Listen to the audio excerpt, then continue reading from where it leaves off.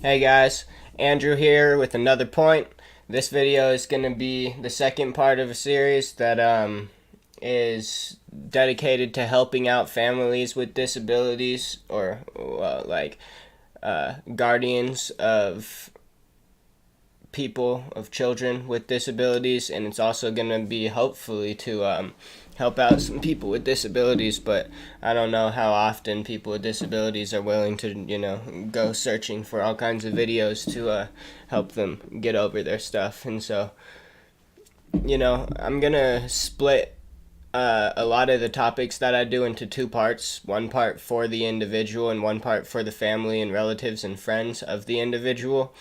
And that's just going to be so, you know, uh, which part of the thought process, I'm talking to.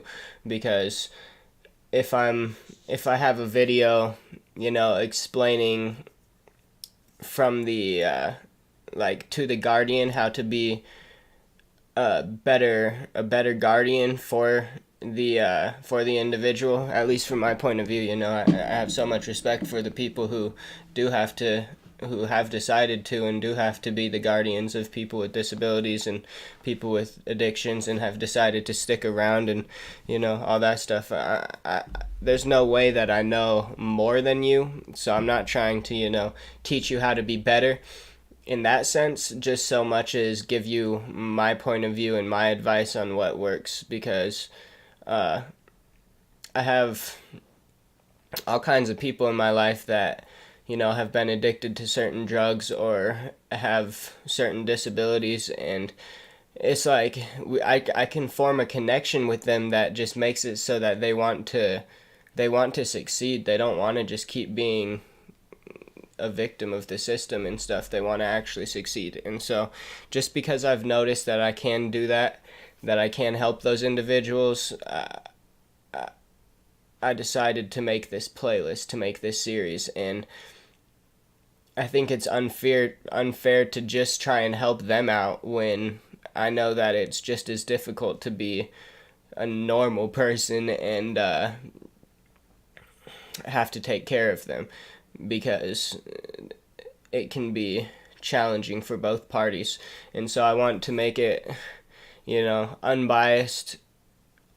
I'm going to make the videos more biased towards each part, but I'm going to speak my opinion on both points of view. So you can go check out what I'm telling your kid, and you can check out what I'm telling you, and your kid can check out what I'm telling them and what I'm telling you, because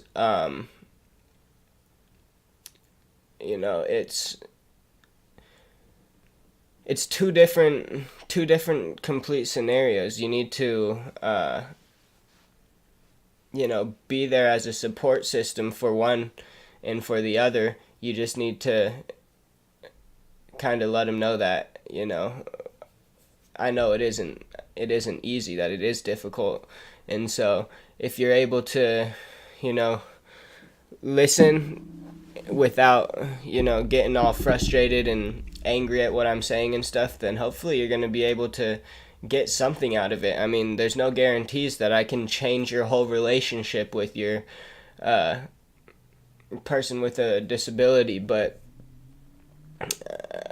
all I'm doing is trying, and I'm taking a step that most healthcare professionals don't do. I mean, they just tell you it's in a bottle, but then you go to science, different parts of science, and they're going to tell you it's in the nutrition, and then different people are going to tell you it's in the way they sleep, and it's in the um, it's in the activities that they're doing each day. And so there's all these different conflicting points of view, and I'm just going to add another one that I think is the way to do it, and it's going to combine my knowledge of every single one of those different points of view and hopefully be something that's valuable. And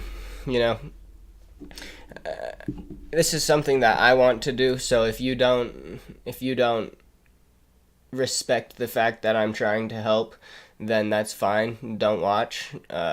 Go watch some other video that's going to tell you you're doing everything perfect. But I'm gonna I'm going to give my point of view on what people can do better, because a lot of the time all you need is that outside perspective to come in and tell you, somebody who actually cares about your relationship with that person, to actually come in and tell you, hey, this is how I would do it. All right, just to give you another tool to use. And again, you don't have to agree with that tool, but even if you don't agree, I would appreciate you taking the time to keep watching my videos to see if there is anything that can help you, because I'm not here talking about it for no reason. I do have some kind of knowledge on the topic. But anyway, that's enough talking about why I'm splitting it into two different categories. But this first category is going to be more for the guardians and friends of people with disabilities, and it's just going to be on treating them as equals, because being around them 24/7, you start to realize that they're not normal. They don't do things the same way everybody else does, and so you're going to be starting to think of them as somebody who's not normal. And so the more you get attached to their abnormalities, the more they're going to feel like they're not normal, the more they're going to feel comfortable not being normal, the more they're going to expect you to expect they're not normal, and it's just going to downward spiral from there, in my opinion, because they're going to never feel as if they're an equal to the rest of society. And no matter what disability you have, you need to know that you can still do anything anybody else can do. Even if you're missing legs, they got Paralympics because some awesome freaking dude with a disability decided that's what he wanted to do. He wanted to do sports, and he wanted to make it possible for people with disabilities to be in Olympic sports. So there's nothing in this whole world off limit to people with disabilities. And so we need to make sure that we're treating them as equals. It may be a different category of Olympic, sure, but it's the same thing. And anybody who doesn't look at it as the same thing doesn't realize the difficulties that these people go through. And so you really need to make sure that you're treating them as an equal. You need to make sure that you are encouraging them to be the best that they can possibly be. You can't just let them fall down into the group of people with disabilities that hide away and nobody ever hears about, because they have stories to tell. Not only do they have stories to tell, but they can motivate everybody else with disabilities, and that's their biggest outlet, is to connect with people with disabilities. And if they're instead caught feeling like people with disabilities are bad, that they're not good enough, that they're not normal, then they're not going to want to be around other people with disabilities. So by treating them as equals to us, we're allowing them to view each other as equals and allowing them to accomplish all of the things that they're able to accomplish in this life. And so in order to it can definitely be hard to treat them as an equal, as I said, because as you know, they're not completely normal. Not saying that anybody is normal, that the normal person is normal, but that's exactly what makes them normal, is that they're faced with a different set of problems, and their set of problems is something that only they're able to conquer. And if they conquer it, then they're going to be more inspiring than any average person is even capable of being. Because if you see somebody up on YouTube with a disability that's going out there and actually trying to uplift other people with disabilities, oh my goodness, they just love it. They're just like, yes, that's who I want to be. I can be that. But when it's coming from someone like me, they're just like, oh, he's another scientist. He's just trying to tell me I'm broken and that I'm wrong.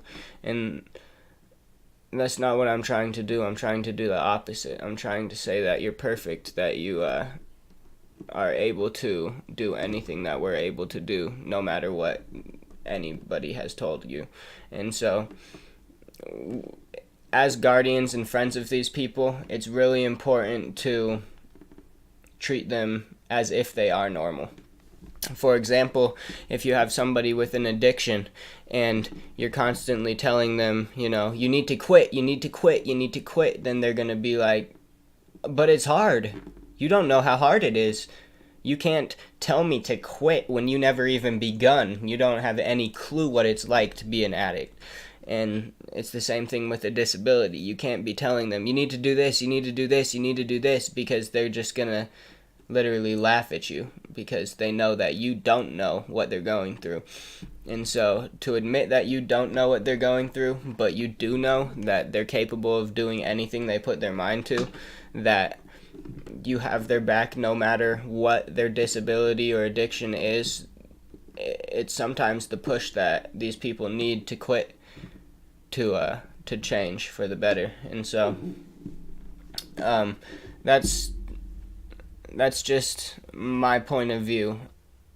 That, because again, like I said in the intro, the other aspect of it is if they're so high up on the scale that, you know, telling them they can do anything is absolutely ridiculous, because their disability is basically you can't do what you want to do. You know, someone who's completely paralyzed from the neck down, someone who's not able to talk, you know, maybe all they want to do is be a musician or a vocalist, and they can't talk, or they want to play the guitar and their arms don't work, you know.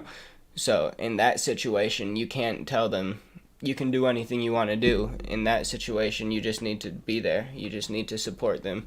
You need to give them all the love that you possibly can. That way they don't ever feel like they're an outcast, that they are still part of this world, even though they're not normal. They're normal enough. They're good enough. They're fine. They're awesome. They're really something that you want in your life. And just so long as they feel like they belong in that scenario, then, you know, you're doing in general the same thing. You're treating them as an equal, because, you know, even though they may not be able to play the guitar, you can tell them that you wanted to play your guitar your whole life and you're just too dumb to do it. You don't have the commitment, you don't have the dedication to do it, you know. And so if you can treat them as an equal no matter what, then that's sometimes the push that you need to give to get them to want to make a change. And so that's going to be it for this video. It's just part 1 and part 2, or it's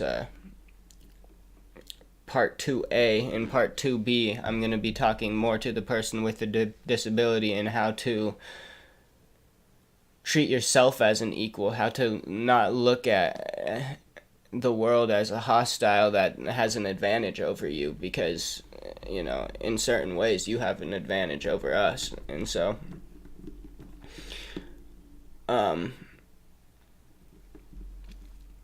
yeah, again, I'm just going to be splitting a lot of these topics into two parts, part A and part B. And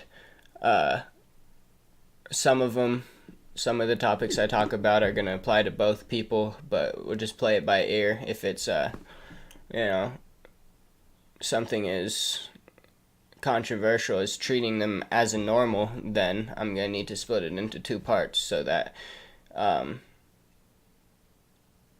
you know, the people with disabilities don't necessarily get offended.